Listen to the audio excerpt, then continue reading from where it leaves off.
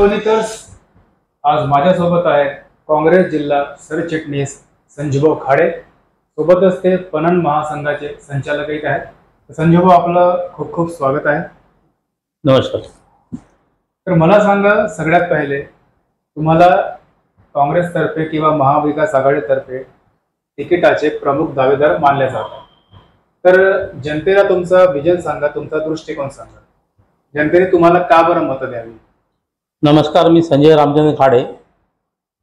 गेल्या 30 वर्षापासून मी काँग्रेसमध्ये सक्रिय राजकारणात आहे। मी उकली गावाचा सरपंच होतो 15 वर्ष। तसेच मी वनी तालुका युवक काँग्रेस अध्यक्ष होतो 2003 ते 2009। त्यानंतर मी जिल्ह्याचा काँग्रेसचा उपाध्यक्ष, नंतर आता पणन महासंघाचा संचालक, आता मी काँग्रेसचा जनरल सेक्रेटरी आहे यवतमाळ जिल्ह्याचा। गेल्या 30 वर्षापासून मी सामाजिक क्षेत्रात काम करत आहे। समाजसेवा, जनसेवा ही ईश्वर सेवा मी समजून मी जनतेचे काम करत आहे। त्यामुळे मी काँग्रेस पक्षात सक्रिय असल्यामुळे मी राहुल ब्रिगेडमध्ये टॉप 10 मध्ये होतो। त्यावेळेस वनी तालुक्यातून मी उत्कृष्ट तालुका अध्यक्ष, विदर्भातून एकमेव तालुका अध्यक्ष म्हणून निवड झाली होती त्यावेळेस 2008 मध्ये। गेल्या अनेक वर्षात काम करत असताना मी काँग्रेसचं प्रामाणिकपणे काम केलं, मेहनत केली व अनेक क्षेत्रात विविध क्षेत्रात काम करत आहे। नुकतेच माननीय खासदार बाळूभाऊ धानोरकर ज्यावेळेस तिकीट भेटली काँग्रेसची, बाळूभाऊ धानोरकर व मी एकाच गावचे होतो, उकली गावचे होतो। बाळूभाऊ धानोरकर, स्वर्गीय बाळूभाऊ धानोरकर यांचं दुःखद निधन झालं, परंतु बाळूभाऊ धानोरकर यांची प्रेरणा घेऊन मी खूप मोठं काम त्याच्या माध्यमातून त्यावेळेसपासून सुरू केलं। बाळूभाऊ धानोरकरची एक वैयक्तिक इच्छा होती की आपल्याला शेतकऱ्याच्या हितासाठी एक चांगलं काम करायचं आहे, पट भरवायचा आहे। तर त्यावेळेस त्यांनी इच्छा, आम्ही जागा पाहिली, सर्व गोष्टी झाल्या, परंतु बाळूभाऊ धानोरकर त्यांचं दुःखद निधन झालं। त्यानंतर मी शेतकऱ्यासाठी त्यांची जी इच्छा होती पूर्ण करायची, स्वर्गीय बाळूभाऊ धानोरकर यांच्या स्मृतीप्रीत्यर्थ एक जंगी शंकरपट भरवला। शेतकरी हा पहिलेच आर्थिक विवंचनित आहे, शेतकरी आत्महत्या होत आहे। कुठतरी शेतकऱ्याला मदत व्हावं, आर्थिक मदत व्हावं, किंवा शेतकऱ्याला अतिशय चांगलं एक मनोरंजन व्हावं व त्यांचं एक आपलं बैलजोडीचं कौशल्य दाखवण्यासाठी मी एक 3 दिवसीय शंकरपट आयोजन केलं वनीला। त्याच्यामध्ये कमीत कमी 80 ते 90 हजार लोकांनी, शेतकऱ्यांनी किंवा बाकी परिसरातील लोकांनी त्या पटामध्ये भाग घेतला। मला खूप आनंद झाला, त्यामुळे परिसरातील खूप जोड्या आल्या। त्यानंतर मी गेल्या स्वर्गीय बाळूभाऊ धानोरकर स्मृतीप्रीत्यर्थ एक जनहित केंद्र सुरू केलं। त्या जनहित केंद्राच्या माध्यमातून ग्रामीण भागातील शेतकरी असो, शेतमजूर असो, इतर महिला असो, यांच्या आर्थिक विवंचित राहतात, त्यांना केवायसी समजत नाही किंवा कामं होत नाही। शेतकऱ्यांचे पैसे, पुरवठीचे पैसे अडून होते, ते भेटून दिले। राईट टू एज्युकेशन या अंतर्गत आम्ही त्या गरीब विद्यार्थ्यांना, गरीब लोकांना ज्या चांगल्या स्कूलमध्ये, CBSE स्कूलमध्ये ॲडमिशन मिळवून दिली व नंतर अनेक लोकांचे जे सन्मान निधी असो, निराधार असो, किंवा बाकी महिलांचे कामं असो, किंवा लाडक्या बहिणीचे कामं असो, आम्ही स्वतः भरून त्यांना त्या प्रत्येक क्षेत्रात आम्ही चालतं फिरतं जनहितेच्या माध्यमातून अनेक गावातील कमीत कमी 15 ते 16,000 लोकांच्या आतावरी गेल्या 2.5 महिन्यात 3 महिन्यात मी काम करून दिले। चालते फिरतं जनहित केंद्राची एक व्हॅन तयार केली। त्या गावात गेल्यानंतर आम्ही मागणी यायला लागली, ग्रामीण भागातून मागणी आली, भाऊ आमच्या गावात कॅम्प लागला पाहिजे। आतावरी 22 गावात जाऊन कॅम्प लावला। म्हणजे जनहित केंद्र वनी खाती जेव्हा चालू आहे तिथं कॅम्प लागल्यानंतर ते कामं तिथं होतात, पेडणी कामं इथं ट्रान्सफर होतात, ती कामं पूर्ण आम्ही मार्गी लावतो। तर 15 ते 16,000 संबंधित शेतकरी, शेतमजूर, महिला व सर्व वर्गातील लोकांची आम्ही कामं केले। हे आमचे एक वैयक्तिक समाधान आहे व जनतेचं हित हे आमचं हित आहे। त्यामुळे भविष्यात मी काँग्रेसचा एक प्रबळ दावेदारी म्हणून तिकीट मागत आहे। शेवट पक्षश्रेष्ठी ठरवतील, पक्षश्रेष्ठीने जर ठरवलं, माननीय प्रतिभाताई धानोरकर खासदार, माननीय कासार साहेब सुद्धा आमचे नेते आहेत व सर्व पदाधिकारी साधारणतः सोबत आहे। त्यामुळेच आत्ताच इंटरव्ह्यू झाल्या, ज्यावेळेस यवतमाळला इंटरव्ह्यू झाल्या त्यावेळेस मी इंटरव्ह्यू झाल्यानंतर माझ्यासोबत जे अनेक पदाधिकारी फॉर्म भरले होते, तर ते त्यांनी मला 11 लोकांना मला पाठिंबा दिला। त्यामुळे त्यांचं म्हणणं का संजय खाडेला तिकीट दिली पाहिजे. म्हणजे संजय खाडे दावेदार ठरू शकतात, चांगले दावेदार असू शकतात, उमेदवार असू शकतात काँग्रेसतर्फे. हो ना, मग काँग्रेस पक्षाकडून मी उमेदवारीची अपेक्षा करतो, 100% अपेक्षा करतो. पण शेवट काँग्रेस पक्षश्रेष्ठी आहे, त्या काँग्रेस पक्षश्रेष्ठी ठरवतील. पण त्यांचा आदेश आमच्या सराफोपर राहणार आहे. मान्य कसार साहेब असो, प्रतिभाताई धारणकर असो, मान्य आमचे प्रांताध्यक्ष पटोले साहेब असो, आणि प्रफुल्लभाऊ मानकर जिल्हा अध्यक्ष, त्यांचं माणिकराव ठाकरे साहेब असो, निर्धारा साहेब असो, किंवा वासनिक साहेब असो, थोरात साहेब असो, नंतर बाकी जे आहे अनेक असे नेते जे कमिटीमध्ये आहेत ते आमचा विचार करतील अशी अपेक्षा आहे.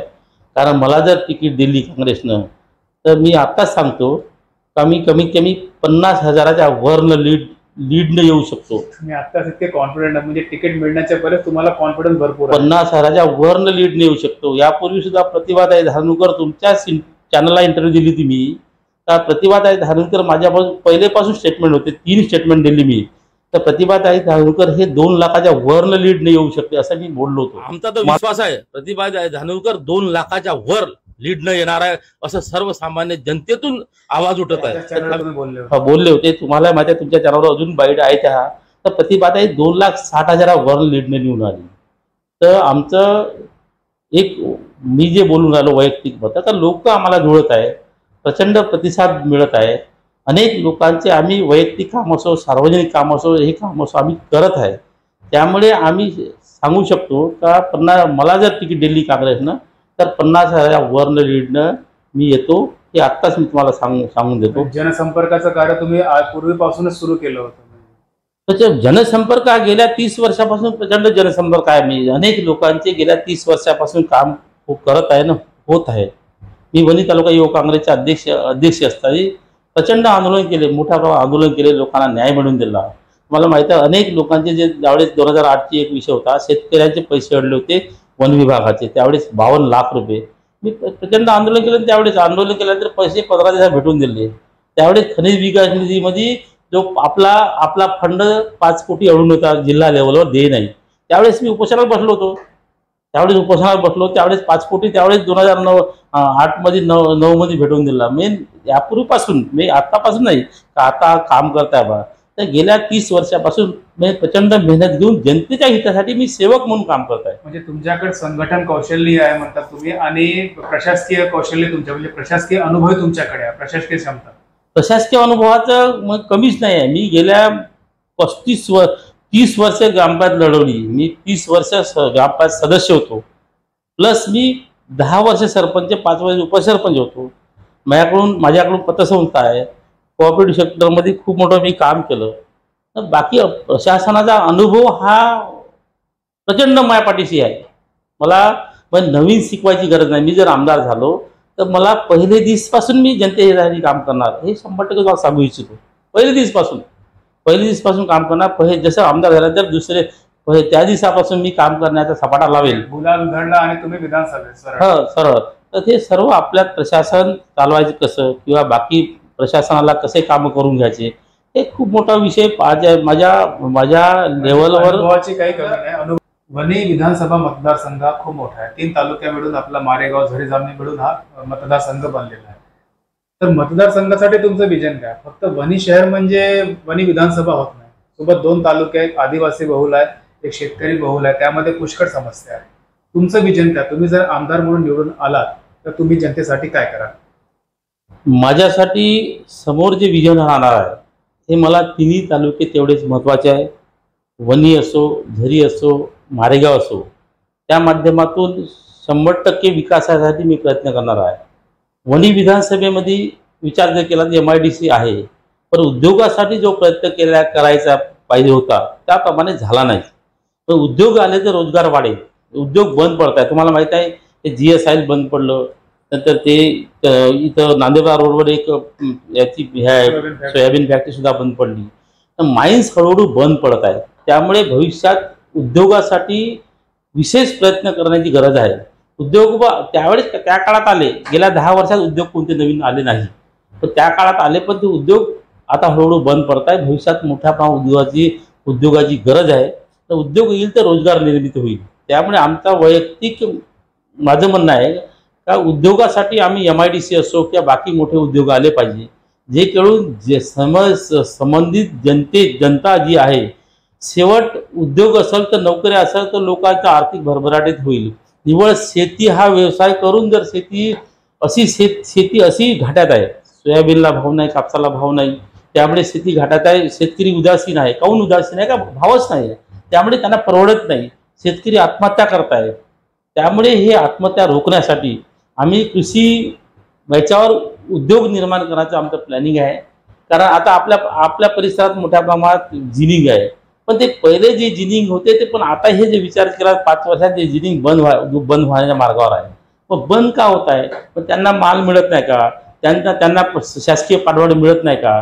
तर म्हणून आम्ही त्याच्यावर रिसर्च करून उद्योगासाठी आपल्या मोठा भाव कापूस पिकतो, मोठा भाव सोयाबीन पिकतो, म्हणजे फॅक्टऱ्या लागल्या पण ते बंद पडायला लागल्या. कारण काय? हे कारण शोधून आम्ही नवीन त्यांची उभारी देण्यासाठी आम्ही जसं टेक्स्टाईल्स पार्क असो, जसं आपल्या परिसरात कापूस पिकतो, परंतु त्यातल्या त्या गाठी गुजरातनं त्या पंजाबमध्ये जातात. पण आपल्याकडे टेक्स्टाईल्स पार्क जसं त्याचा धागा बनवला जात नाही. धागा तुम्ही म्हणताय, कापसाचं म्हणताय. कापसाच्या आपल्या काँग्रेसच्या कार्यकाळात सूतगिरणी सुरू करण्याचा खूप मोठा गाजावाजा केला गेला. सूतगिरणी अजूनही तशीच पडू ना, मग शेतकऱ्यांना त्याचा काही फायदाच नाही, फक्त इमारत बांधून पडू ना तिथं. आणि ते काँग्रेसच्या काळातलंच आहे. ते सूतगिरणी झाली, प्रयत्न केले, पण ते जे प्रयत्न व्हायला पाहिजे ते प्रयत्न न झाल्यामुळे सूतगिरणी थांबल्या गेली. जबाबदार तर म्हणजे कोणाला माहिती म्हणजे करावंच लागेल ना आपल्याला, कारण सूतगिरणी सुरू नाही झाली, शेतकऱ्यांना फायदा नाही झाला त्या गोष्टींचा. आपल्याकडे इतक्या मोठ्या प्रमाणात कापूस आहे. नाही, सूतगिरणी चालू जरी नाही झाली, परंतु भविष्यात आमचा वैयक्तिक मानस आहे का सूतगिरणी कशी चालू करता येईल न, सूतगिरणीच्या माध्यमातून गव्हर्नमेंट्स म्हणजे त्याला कपडा उद्योग सुद्धा कसा उभारता येईल. कारण इथं कनेक्टेड उद्योग असल्याशिवाय, म्हणजे जिनिंग मोठ्या प्रमाणात आहे, परंतु जिनिंग असल्यानंतर ते पूर्ण डायरेक्ट गाठी तिकडे जातात. गाठी गेल्यामुळे इथं धागा त्या प्रमाणात बनवल्या जात नाही. शेतकऱ्यांना जिनिंगचा प्रेसिंगचा फायदाच नाही, कारण ते फक्त कापूस बनवून मोकळे होतात. नाही, तर सूतगिरणी आपल्या इथं सुरू झाली असते आता, तर शेतकरी पुष्कळ भरभराटीला आला असता. शेतकरी झाली जरी नसेल तर मी आमदार जर झालो तर आमचा वेगळं वैयक्तिक प्लॅनिंग आहे किंवा बाकी शेतकऱ्याच्या हितासाठी प्लॅनिंग आहे. सूतगिरणी सुरू झाली पाहिजे, कपडा उद्योग सुरू झाले पाहिजे, शेती मालावर प्रक्रिया उद्योग सुरू झाले पाहिजे, मोठ्या प्रमाणात दूध डेअऱ्या आल्या पाहिजे, मोठ्या प्रमाणात शेती प्रक्रिया उद्योग, जे शेती मालात प्रक्रिया उद्योग जर झाले तर शेतकऱ्यांना भाव मिळून जातात. म्हणजे शेतकऱ्यांसाठी तुमचं विजन आहे की शेतकऱ्यांसाठी शेतमालावर आधारित उद्योग सुरू करावे आणि युवकांसाठी पुन्हा आपल्या MIDC मध्ये उद्योग प्रकल्प आणावे. प्रकल्प आणण्याचा आमचा सर्वात मोठा भर राहणार आहे प्रकल्प आणण्यावर. कारण जोपर्यंत प्रकल्प येणार नाही, त्यांना शासनाची मदत मिळणार नाही, तोपर्यंत प्रकल्प येणार नाही. आता अनेक शेतकरी काही ट्रायल बेसवर उद्योग उभारण्याचा प्रयत्न करतात, पण शासनाची जे मदत मिळायला पाहिजे, जसं पोल्ट्री फार्म असो, गोट फार्म असो, दूध डेअरी असो, हे शासनाची मदत मिळायला पाहिजे, ते मिळत नाही. त्यामुळे पाठबळ त्यांना शेतकऱ्यांना मिळत नाही, जेवढं पाहिजे मिळत नाही. मग शासन दरबारी निवड तात्पुरते त्यांना आम्ही एवढी योजना डिक्लेअर करते, पण प्रत्यक्ष आपण मला सांगा एखादा गोट फार्म असो तर शासन लेवलवर आम्ही गोट फार्मची अर्ज मागवते, अर्ज 100 जातात, परंतु 2 न 3च मिळतात. म्हणून माझं म्हणणं का शासन दरबारी गोट फार्मचं अनुदान असो, पोल्ट्री फार्मचं अनुदान असो, नंतर प्रक्रिया उद्योगासाठी अनुदान असो, हे अनुदान मिळत नाही. त्यामुळे हे मोठी शोकांकित आहे. जसं 100 अर्ज केले तर फक्त 2 न 3 लोकांना भेटते, त्याच्यामध्ये पूर्ण खर्च वाया जातो, तो उदासीनतेमध्ये चालला जातो. तर म्हणून ह्या लेवलवर, शासन लेवलवर आमच्या भागामध्ये शेतकरी आत्महत्या करतायत. त्यांना जोडधंदे असल्याशिवाय पर्याय नाही. जोडधंदे जोपर्यंत होणार नाही त्यापर्यंत दूध संकलन केंद्र मोठ्या प्रमाणात झालं पाहिजे. शेतकऱ्यांच्या शेतात पांढन रस्ते गेले पाहिजे. आमचं तर वैयक्तिक आमचं प्लॅनिंग आहे, माझ्या दिमागात आहे का ज्या WCL मध्ये मोठ्या प्रमाणात हे OB वेस्ट जे पिवळी माती निघतात, तर ही पिवळी माती अशीच पडून आहेत, काही कामाची नाही आहे. तर त्याच्या माध्यमातून पिवळी माती जे निघतात त्याच्यापासून वाळू निर्मिती झाली पाहिजे.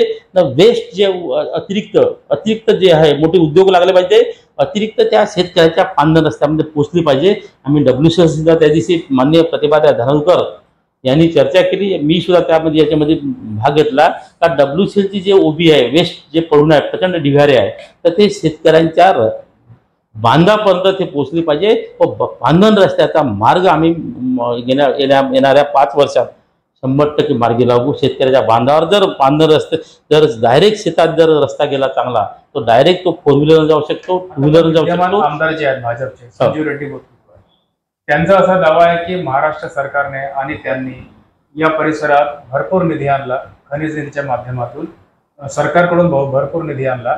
त्यांनी इथे प्रचंड अशी विकास कामे केली, रोड बांधले, बगीचे बांधले, सिंचनाच्या सुविधेसाठी ते प्रयत्न करत आहेत, आरोग्य शिबिर घेत आहेत. व असे त्यांनी सांगितलं की मी जेव्हापासून आमदार झालो त्यापूर्वी जे काम अडकलं होतं ते काम मी पूर्ण करत आहोत. त्यांचा 10 वर्षाचा कार्यकाळ कसं पाहता? कारण तुम्ही म्हणता जर काँग्रेसचे तिकीट तुम्हाला मिळालं, तुमचे ते प्रतिस्पर्धी ठरू शकतात, काय म्हणाले आपण? नाही, विद्यमान आमदार आहे संजय रेड्डी बोतकुरवार, हे आमचे चांगले मित्र आहेत.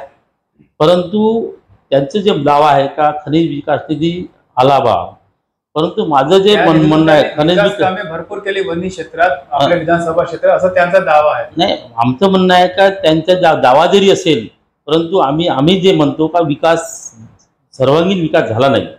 वनी शहरातले रस्ते बनणं हा विकास नाही. वनी शहरात रस्ते बनले पाहिजे याबद्दल आम्ही दुमत नाही, परंतु ग्रामीण भागातील रस्त्याची दयनीय अवस्था आहे. त्या दिवशीच तुम्ही पाहायला गेलो, आम्ही त्या भालर रोडवर असो किंवा वेळाबाई ह्या रोडवर असो किंवा सिंधूला साकारा कोलगाव मुंगुली रोड असो, प्रचंड गड्डे पडले आहेत. कोरपरा रोड असो, नंतर मुकुडबन हा रोड असो, प्रचंड गड्डे पडले आहे. ग्रामीण भागातील दयनीय अवस्था. आम्ही ग्रामीण भागात फिरतो, प्रचंड रोड खराब आहे. ग्रामीण भागातील रस्ते पूर्ण अजूनही बनले नाही. त्यामुळे बनले तर उखळत आहे, म्हणजे गेले बनल्यानंतर जे क्वालिटी व्हायला पाहिजे ते उखळत आहे. 6-6, 7-7 पर्यंत ते रोड उखळत आहे. याच्यात जर कुठेतरी क्वालिटी खराब झाली किंवा कुठेतरी भ्रष्टाचार होत आहे, ह्या गोष्टी ह्या रोखल्या पाहिजे. कारण तुम्ही जनतेचे पैसे उधळपट्टी न होता त्याची क्वालिटी रोड बनला पाहिजे. एखादा रोड जर बनत असेल तर आज रोड बनल्यानंतर त्याची कमीत कमी 4 ते 5 वर्षाचा रोड बनत नाही. काहून? शासन त्या रोडवर डबल पैसे देत नाही. तर म्हणून तो रोड क्वालिटी बनला पाहिजे. तर त्यामध्ये शहरातील रस्ते बनले, अजून शहरात सुद्धा रस्ते बनायचे आहे. मेन रोड बनले म्हणजे पूर्ण शहराचा विकास झाला नाही. प्रदूषणाच्या मोठी समस्या आहे, प्रचंड प्रदूषण आहे. रेल्वे सायडिंगमुळे प्रचंड प्रदूषण आहे. आपण घरी गेल्यानंतर आपण स्लॅपवर असं हात जरी ठेवला तर मायक्रोडस्ट काळं पूर्ण होते. हे प्रदूषण सुद्धा रोखण्याची गरज आहे. का प्रदूषणामुळे मोठ्या प्रमाणात आजार होत आहेत.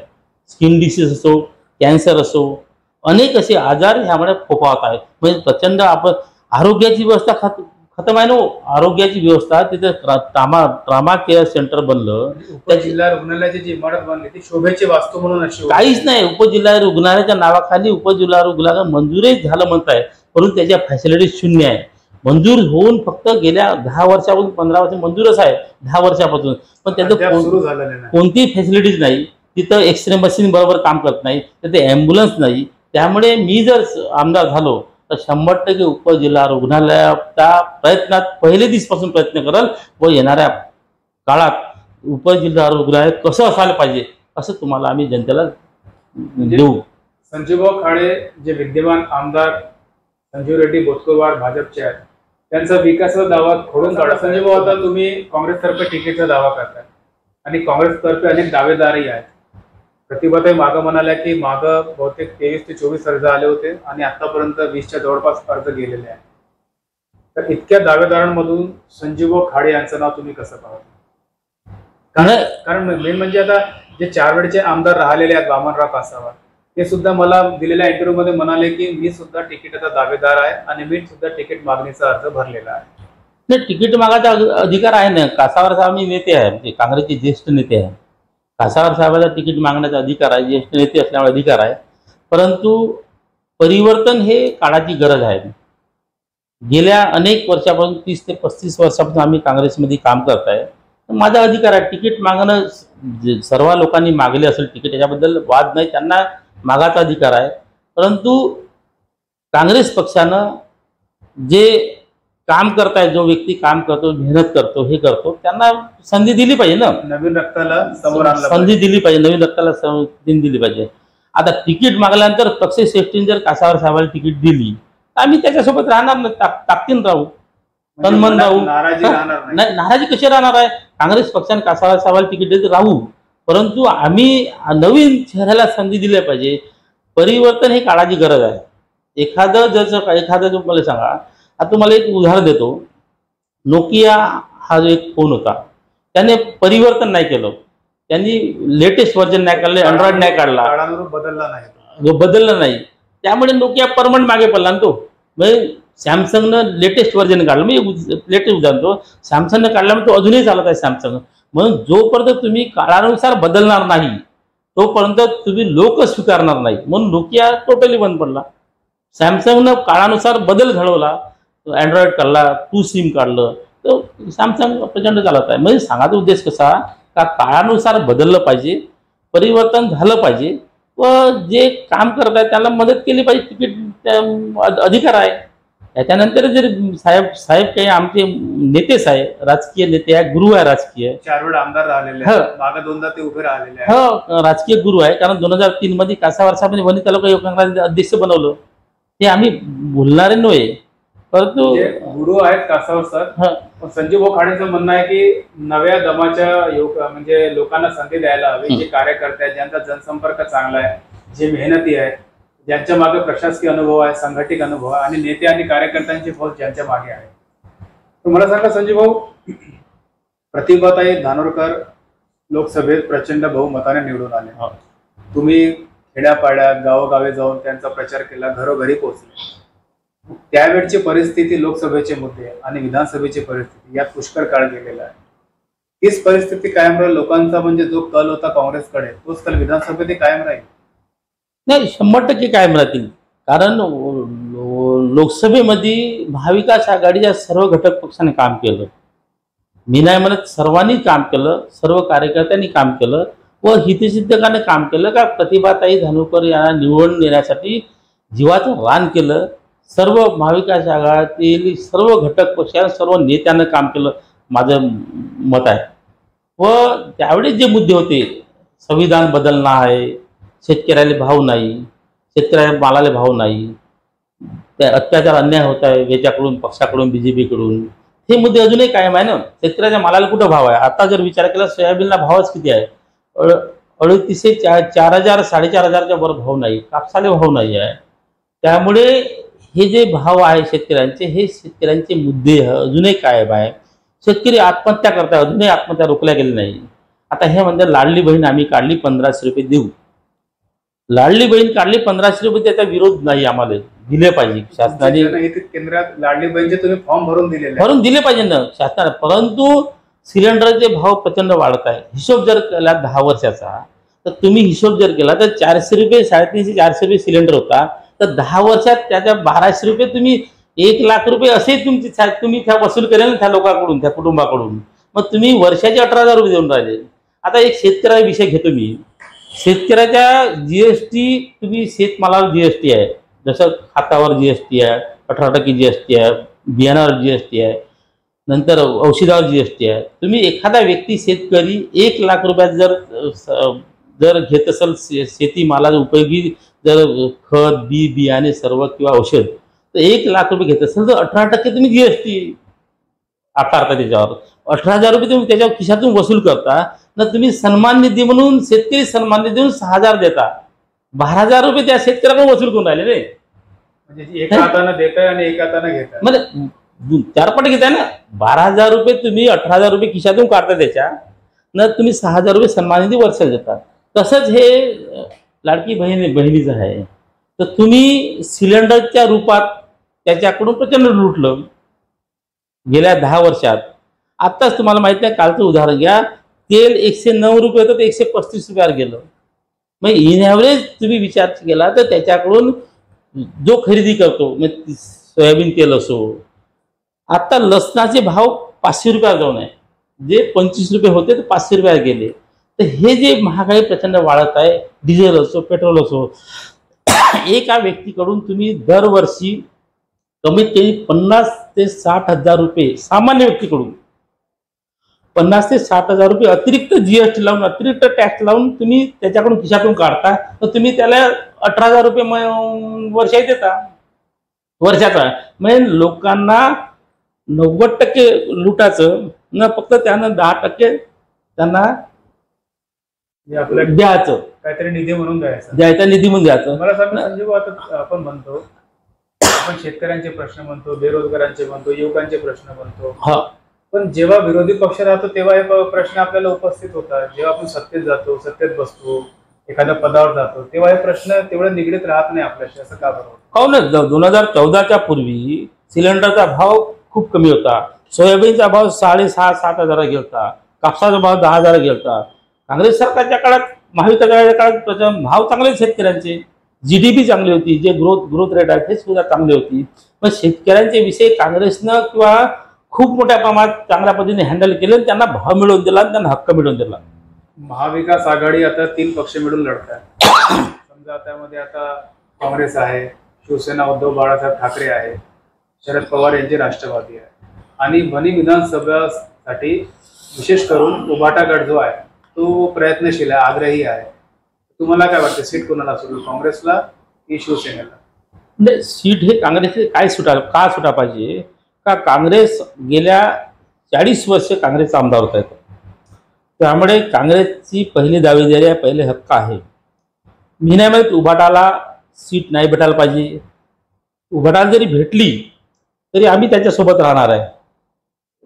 उभाटामध्ये माननीय विश्वासराव नांदेकर आहे प्रबल दावेदार, माननीय संजयभाऊ देरकर आहे, माननीय संजय खाडे आहे, नंतर आपले सुनीलभाऊ काकडे आहे, हे प्रबल दावेदार आहे त्या उभाटामध्ये. आता कोणालाही उभाटावरचं त्यांची पक्षश्रेष्ठी जे ठरवतील ते आम्हाला मान्य राहील, परंतु उभाटाला तिकीट भेटली पाहिजे त्यांचा विषय आहे, तो प्रयत्न करत आहे. परंतु काँग्रेस हा गेल्या अनेक वर्षापासून सेकंड, जसं BJPला मतदान मिळालं तर सेकंड काँग्रेसच मोठ्या प्रमाणात मतदान मिळालं. जसं कासावार साहेब त्यावेळेस 41,000 मतं मिळाले, तर सेकंड नंबर मताधिक्यामध्ये काँग्रेस आहे. काँग्रेस पक्षाची दावेदारी का करताय का? काँग्रेस हा त्या पारंपरिक मतदारसंघ आहे. पारंपरिक मतदारसंघ असल्यामुळे काँग्रेसची दावेदारी प्रबळ आहे. मागच्या वेळेस माननीय विश्वासराव नांदेकर निवडून आले तर त्यावेळेस BJP सोबत होती त्यांच्या, त्यावेळेस ते निवडून आले, ते एकच डाव निवडून आले की सेनेचे. पण काँग्रेस बापरा पाटील पानगाडे साहेब होते, नंतर घोकार साहेब होते, नंतर कासावार साहेब होते 20 वर्ष, नंतर सर्व काँग्रेसची 40 ते 45 वर्ष काँग्रेसची तिथं म्हणजे परिस्थिती चांगली आहे. काँग्रेस इथं म्हणजे मजबूतीने लढू शकतो इथं. काँग्रेस मजबूतीने मोठ्या प्रमाणात कार्यकारी फळी आहे, पदाधिकारीची फळी आहे, त्यामुळे काँग्रेस मजबूतीने लढू शकते. काँग्रेसलेच तिकीट म्हणजे काँग्रेसला भेटली पाहिजे, सुटायला पाहिजे. काँग्रेसच जर तिकीट 100% सीट भेटली पंजाची काँग्रेसची तर 100% आमदार काँग्रेसचा आमदार बनल असा आमचा दावा आहे. मला जर तिकीट भेटली तर मी आत्ताच सांगू इच्छितो, मी 50,000 वर न लीडनं निवडून येतो, असं माझं मत आहे. मला सांगा, तुम्ही 50,000च्या लीडची म्हणजे गोष्ट करताय, सांगत आहे, तर पक्षामध्ये दावेदारी भरपूर आहे, गटबाजीची भीती नाही का? गटबाजी होऊ शकते. समजा संजीव भाऊ खाडेला तिकीट मिळाली तर दुसरा गट नाराज होऊ शकतो, तिसरा गट नाराज होऊ शकतो. असं गटबाजीचं काँग्रेसमध्ये काही आहे का? नाही, गटबाजी घेऊन काँग्रेसमध्ये नाही आहे. कारण काँग्रेस, कासावार साहेब असो, सर्व लोक आम्ही एकत्र बसतो, आम्ही एकत्र चर्चा करतो. काँग्रेस ज्यावेळेस तिकीट फायनल होईल तर सर्व एकत्र येतात. आम्ही गेल्या 35 वर्षाचा अनुभव पाहत आहे, तर एकत्र येतात. फक्त तिकीट मागतवरही काही राहते, त्याचं अधिकार आहे, तिकीट मागायचा सर्वांचा अधिकार आहे. मी नाही म्हणत का कोणाचा अधिकार नाही. काँग्रेस पक्षामध्ये सर्वांचा अधिकार तिकीट मागायचा आहे. ज्यावेळेस तिकीट पक्षश्रेष्ठी तिकीट डिक्लेअर करते त्यावेळेस सर्व एकत्र येऊन त्या ताकदीने मदत करतात. सर्व पदाधिकारी काँग्रेसचे, सर्व नेते सुद्धा त्यावेळेस ताकदीने मदत करतील, 100% मला विश्वास आहे. सामाजिक कार्यातून संजय भाऊ राजकीय कार्य म्हणजे राजकीय हेतू साधत आहे असं काही लोकांचं म्हणणं आहे. तुम्ही काय म्हणता त्याबद्दल? नाही, मी अनेक वर्षापासून सामाजिक कार्यात अग्रेसर आहे न राहू. कारण जिथे जिथं गरज आहे तिथे तिथं, जसं माणसाच्या 3 मूलभूत गरजा, अन्न, वस्त्र, निवारा. माझं तर म्हणणं आहे की अन्न, वस्त्र, निवारा गरज आहे, परंतु माणसानं शिक्षण, आरोग्य हे सुद्धा अतिशय महत्वाची आहे. मग अभ्यासिका तुम्ही सुरू केली आहे विद्यार्थ्यांच्या तयारीसाठी. तुम्ही अभ्यासिका सुरू करण्याचं कारण आहे का, इथं मोठ्या प्रमाणात गरीब वर्ग आहे, ज्या शिक्षणासाठी कसे बसे ग्रॅज्युएट होतात बिचारे, ग्रॅज्युएट पोस्ट ग्रॅज्युएट होतात, मग पुढील काय, मग पुढीलसाठी त्यांना अद्ययावत अभ्यासिका किंवा एखादा एकाग्र बुद्धीचा अभ्यास करण्यासाठी अभ्यासिका नव्हती तर आहे, पण काही प्रमाणात त्याला काय म्हणते सुविधा नाही आहे. सुविधा म्हणजे प्रॉपर ज्या सुविधा म्हणतो त्या काहीच नाही. झाडाखाली बसून किंवा इथं बसून तिथं पाण्याची व्यवस्था नाही, बरोबर हे नाही ते नाही, सुविधा नसल्यामुळे मला त्या गोष्टीची जाण वाटली का गरीब विद्यार्थी इथं झाडाखाली अभ्यास करतात, तर तिथं अभ्यास करण्याचं मला लक्षात आलं. तर माननीय ठाकरे साहेब, वैभवजी ठाकरे आहे, नंतर मालेकर सर आहे, तर यांनी लक्षात आणून दिलं का हा प्रकार हा अतिशय गंभीर आहे, तर कुठेतरी अद्ययावत अभ्यासिका निर्माण झाली पाहिजे. म्हणून मी 4 महिन्यात अद्ययावत अभ्यासिका निर्माण करून ही अभ्यासिका गरीब मुलांच्या स्वाधीन केली. तर ते आता चांगल्या पद्धतीने अभ्यास करत आहेत. तुम्ही सुद्धा त्या अभ्यासिकेचा इंटरव्ह्यू घेतला का समाधानी पोरं आहे का तिथून अधिकारी घडतील. मग ते अभ्यास केल्यानंतर एकाग्र बुद्धी अभ्यास केल्यानंतर अधिकारी घडतील. आपल्या वनी विधानसभेतील चांगले अधिकारी निर्माण होईल. कोणी तहसीलदार बनेल, कोणी SDO बनल, कोणी क्लर्क बनल, कोणी वनरक्षक बनल, कोणी शिक्षण विभागात जाईल, कोणी मास्तर बनल. तर त्याच्यामध्ये हे चांगलं काम आहे, हे निरंतर सुरू होणार आहे. तर यात संजीवभाऊ खाडे काँग्रेसतर्फे तिकीटचे प्रबल दावेदार, त्यांचा आताच ते दावा ठोकत आहेत की जर मला तिकीट मिळाली, काँग्रेसतर्फे मी उभा राहिलो तर 50,000 पेक्षा जास्त मताने मी निवडून येईल. संजीवभाऊ खाडे, तुमचं खूप खूप धन्यवाद. नमस्कार सर्वांना, खूप खूप माझ्याकडून मनपूर्वक शुभेच्छा.